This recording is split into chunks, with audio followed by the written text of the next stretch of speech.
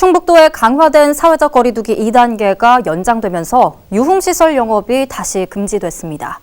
반면 영업 방식이 비슷한 노래방은 저녁 9시까지 영업이 가능하고 카페에서는 음식 섭취가 허용됐죠. 결국 유흥업소 점주들이 형평성 문제를 제기하며 방역당국 방침에 반발하고 나섰습니다. 황정환 기자가 보도합니다. 청주 용암동에서 12년 동안 유흥주점을 운영하고 있는 이상일 씨. 계속된 영업 제한 조치로 석 달째 업소를 운영하지 못하고 있는 이 씨는 매월 임대료와 인건비 등 2천여만 원씩을 내느라 1년 사이에 7천만 원의 빚을 졌습니다. 진짜로다가 이 생계가 저희 딴에는 아무리 해도 이 코로나 이전에 경기가 없어서 조금 덜 된 거하고 완전 수입이 없는 거하고 아예 생활이 안 되는 중입니다, 지금. 최근 정부의 사회적 거리두기 발표안에 집합금지 해제를 기대했지만 영업 제한이 2주 연장되자 이 씨와 같은 업주 수십여 명이 길거리에 나와 집단 행동에 나섰습니다. 영업 방식이 유사한 노래방은 영업을 허용하고 유흥업소는 고위험 시설로 영업을 금지하는 것은 형평성에 어긋난다는 겁니다. 한 업주는 눈물로 절박함을 호소하기도 했습니다. 국민이 국가를 상대로 더 이상 극단적인 모진 마음을 먹지 않도록 국가의 역할을 해주시기를 간곡히 부탁드립니다.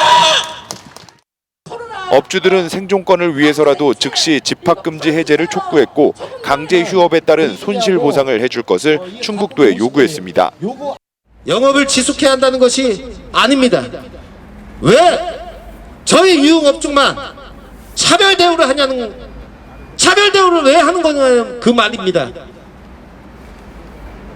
제발 정부는 형평성에 어긋나지 않고 납득이 가는 방역 지침을 정확히 시행해 주시길 간곡히 부탁드립니다. 이런 가운데 시민들의 의견은 다소 엇갈렸습니다. 우선 유흥업소 영업을 제한적으로 허용하되 추가적인 방역 대책이 필요하다는 목소리가 다수였습니다.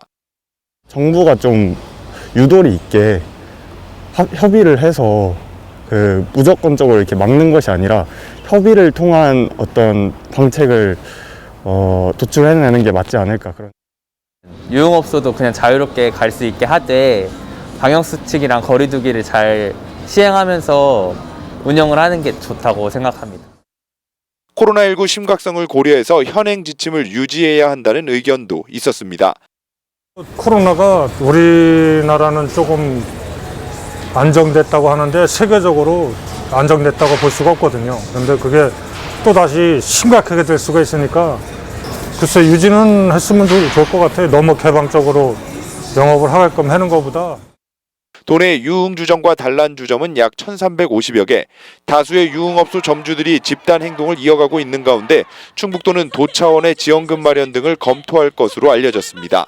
HCN 뉴스 황정환입니다.